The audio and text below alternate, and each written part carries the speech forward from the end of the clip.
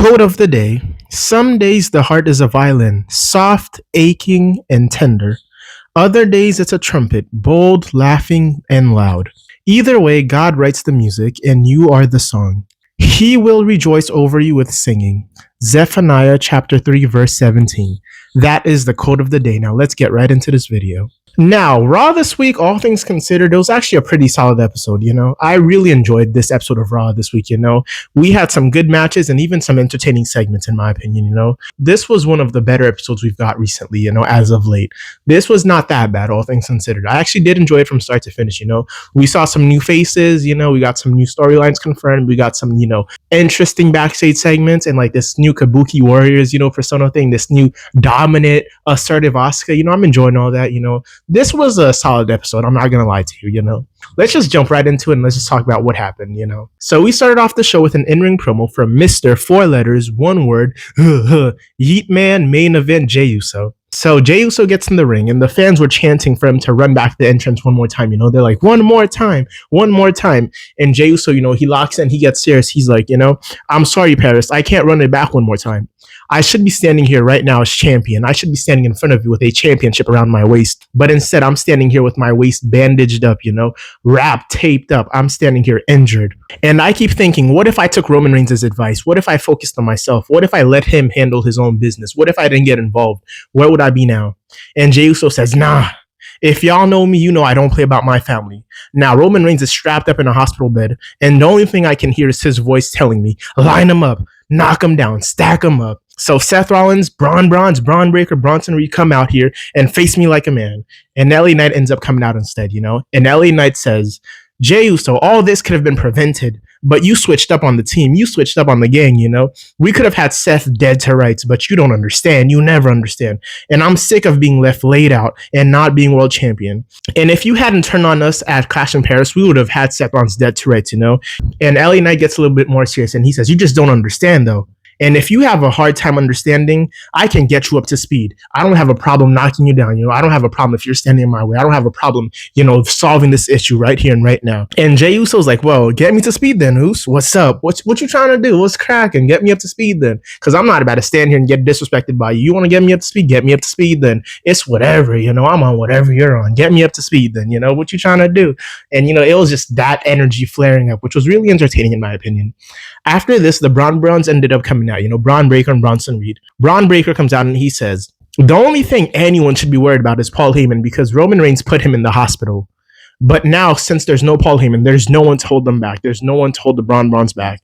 Roman Reigns is in the hospital, and Jey Uso, LA Knight, we're about to put you right next to him. And I was like, geez, okay, I'm listening. And Bronson Reed gets in the mic and he says, Paris, acknowledge your tribal thief, just like Roman Reigns used to do. Acknowledge me. Braun's like, acknowledge your tribal thief. Bronson Reed says, Seth has a vision, and it didn't include Roman Reigns, so we took him out. And it damn sure doesn't include either of you two, so we're going to take you out too. You're next. And that was that. And that was your opening segment. It was a pretty good opening segment, in my opinion. A pretty good opening promo.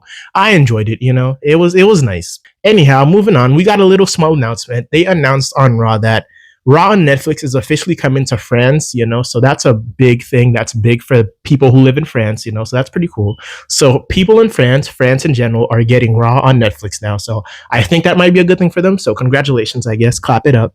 Anyhow, after this, we got a backstage segment, and it was basically Io Sky apologizing to the Kabuki Warriors. And Asuka says, you know what? It's okay. We're all family. We have each other's back. And unlike Rhea Ripley, we won't need any help tonight. We'll take care of Judgment Day for you. So, Asuka's kind of like stepping up, she's kind of portrayed as a leader now, she's like, I'm calling the shots now. Since you can't do it yourself, I'm doing it. She's like, we're going to take care of Judgment Day for you. You don't even have to worry about that, and stop hanging out with Rhea Ripley. And that's fine. And I'm like, okay, I'm here for this. It's interesting. I'm entertained by it thoroughly. I'm not really going to lie to you. I'm thoroughly interested in this, and I'm thoroughly entertained by it. Anyhow, after this, we got to our first match of the night, and it was the Judgment Day versus the Kabuki Warriors, Raquel Rodriguez and Roxanne Perez versus Asuka and Kairi Sane. And this was actually a pretty entertaining match, in my opinion. I really enjoyed it. The Kabuki Warriors showed up and they reminded everyone how good they are, and they showed out in this match. And I'm telling you, they were quick, they were effective, they were efficient, and they were pulling out impressive high flying moves, tag team sequences. This was really good. This was really entertaining, man. This was a really good match for them. Like, they showed up and they showed out and they reminded everyone why we deserve to be here, why we belong here, why we deserve to be competing for the tag team championships. And I felt it. And like I said, this was a really good match for them. And Judgment Day did their thing too. They showed up, they showed out to, Raquel Rodriguez. She's still, finding her foot in the ring, and Roxanne Perez, she's still trying to find where she fits in. So everybody did their thing, in my opinion. Anyhow, at the end of the match, Asuka ended up reversing the pop rocks from Roxanne Perez, and she turned that into the Asuka lock, and Roxanne Perez had no choice but to tap out. So the Kabuki Warriors officially got the Judgment Day out the win. After this, we get an announcement from Adam Pearce, the GM, and he says that on ESPN at WrestlePalooza, we will crown a new Women's World Heavyweight Champion. And it's going to be a match where it's La Primera, Stephanie Vaquer versus the Genius of the Sky, Io Sky, for the Raw Women's Championship. And I'm like, that's pretty cool. Stephanie Vaquer was the winner of the Women's Royal Rumble, and, Io Sky was the previous women's champion. So I'm like, cool, I have nothing against this. It should be a banger of a match. So that's pretty cool. Anyhow, after this, we got to our second match of the night, and it was Finn Balor versus Dragon Lee, just because, for no reasoning, no stakes, no nothing. Now, was this a decent match? Yes. Did anyone care about it? No. Did it mean anything? Also, no. This was a waste of time. It was a decent match, but dude, it didn't mean anything. It was just there to fill up time, to take up time. So, like, nothing came from this. Nothing came out of it. There was a few cool spots here and there, but that was that, nothing really to talk about. But anyhow, during the match, we got interferences and distractions from JD McDonough, and Finn Balor was able to get the upper hand and hit the coup de grace for the win on Dragon Lee. So that's that. And I hope we're moving on from this nonsense, because it's really for no reason. It means nothing. Like, it's not even a feud at this point. No promos, no nothing. It's not even a rivalry. I'm like, I don't even know what's happening, period. But anyhow, whatever. After that, we got to our third match of the night, and it was the New Day and Big G, Grayson Waller versus Penta and the returning War Raiders. And honestly, this was a really good match, in my opinion. It was nice seeing the War Raiders in action again.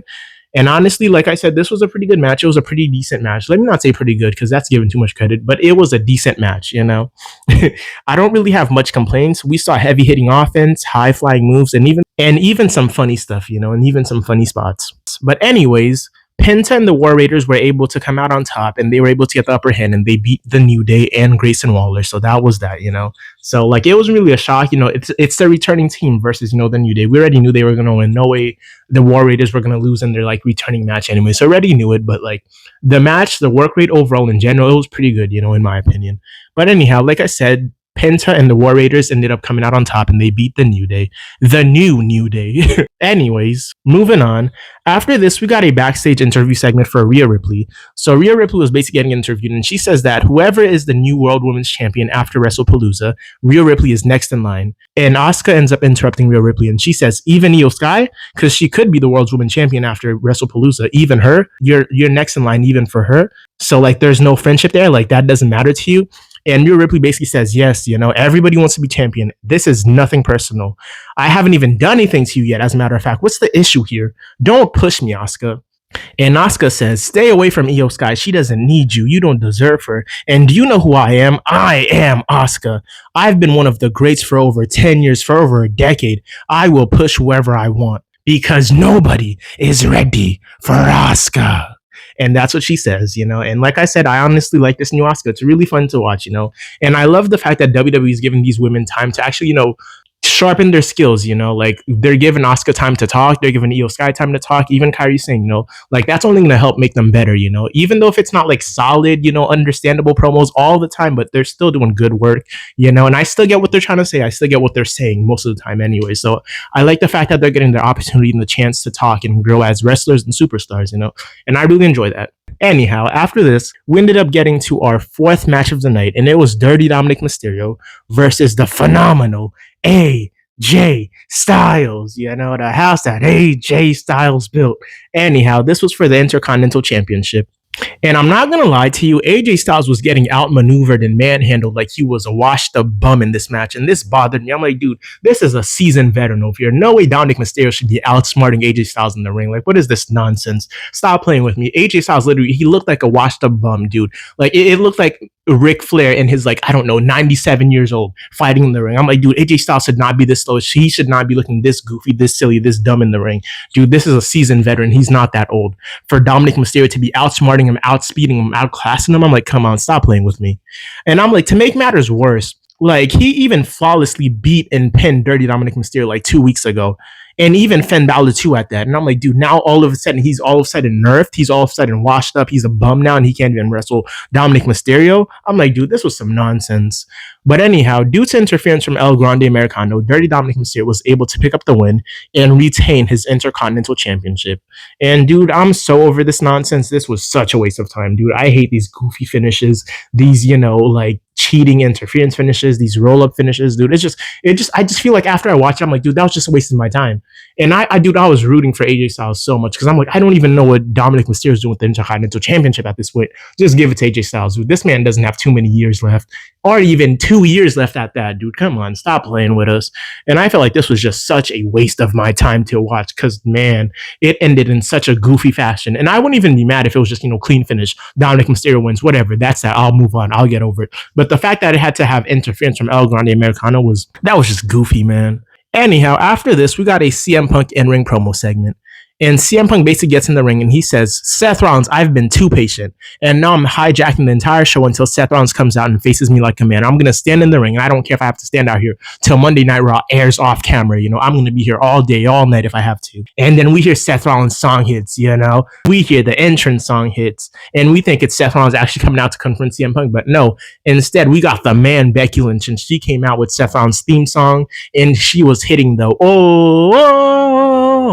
she was hitting that emote too. I was like, dude, this was funny. But Becky Lynch eventually makes her way to the ring and she's like, what? Not the man you were looking for? I was like, get it? The man? I was like, okay, I see what you're trying to do there. And then Becky Lynch goes on to say, do you think that your actions just affect Seth Rollins? No, it affects my entire family. And Punk tells Becky Lynch straight up, your husband is a coward. Becky Lynch says that my husband has sacrificed everything for this company. He's everything that you're not. He's hot. He's jacked. And whatever else nonsense Becky Lynch said, I don't even remember, but she was just, glazing Seth Rollins, respectably and understandably so, but whatever. I'm not going to repeat everything, But anyhow, Becky Lynch said that me and my husband got this business to where it is today.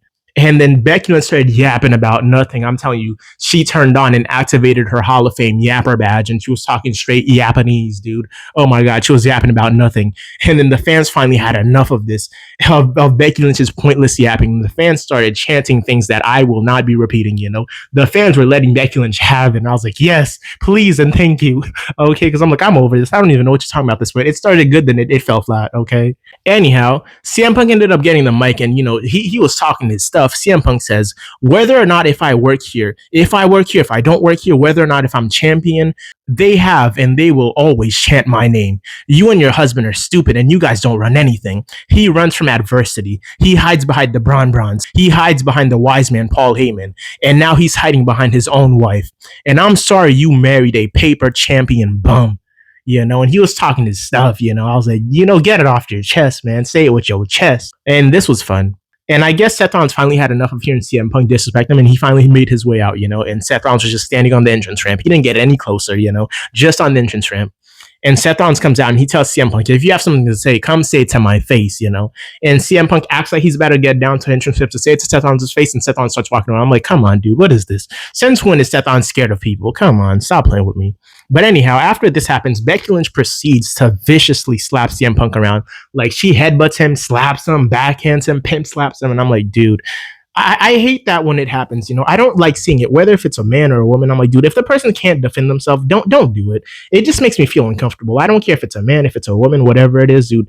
At least have it like where it's somebody who could defend themselves. Have Becky Lynch slap around another woman. I'm fine with that. But just seeing a man or a woman do it to another man or a woman, I just feel uncomfortable watching it because I'm like, dude, they can't defend themselves. This just feels wrong for me to, entertain or anything. I just don't like it. If we're going to see something like that, have it be two people who could defend themselves, at the very least. I just didn't like seeing that. I felt uncomfortable in the moment, honestly. But I know it's just there to build heat and stuff, but I just didn't like it. It's whatever. That's just my opinion, my, take of it, but whatever.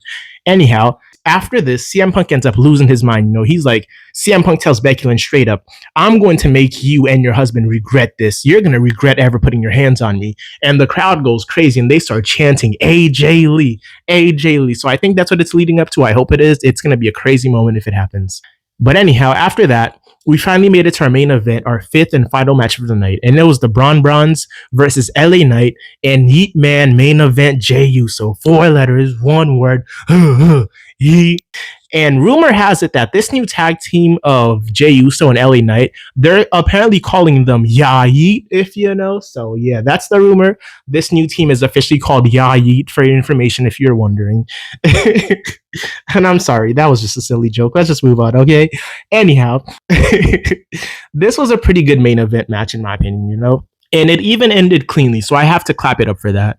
And after a very hard fought match from both of these teams, the Braun Breaker, and Bronson Reed, they were able to pick up the win. Braun Breaker ended up spearing Jey Uso in half for the win. And after the match, the Bronze absolutely beat down and destroyed LA Knight and Jey Uso, They left them laid out. Jey Uso got speared, hit with a tsunami.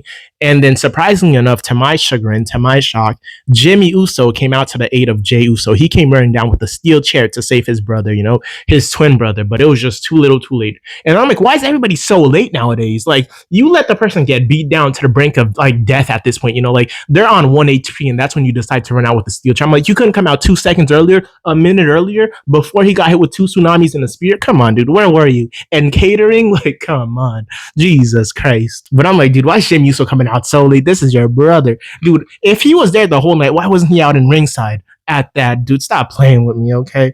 You're telling me that's my twin brother, my blood right there, and I'm not out there in the ring knowing that what these two are capable of? I've seen it. I've been watching the product. I know what they can do. And you're telling me I'm not out here at ringside supporting and just there for whatever smoke? Dude, stop playing with me.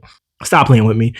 If I'm there backstage and I'm watching this, I'm Jimmy Uso, I'm Jey Uso, whoever's watching the match backstage, dude, I'm telling you, this match would have lasted 2 minutes. We would have been jumping them boys, okay? I don't care who wins this. It doesn't mean nothing, dude. We're jumping them boys. We're getting it back in blood. Stop playing with me, okay? We're getting it back. We're getting the lick back. We're getting our receipts back, dude. We're handing out receipts, okay?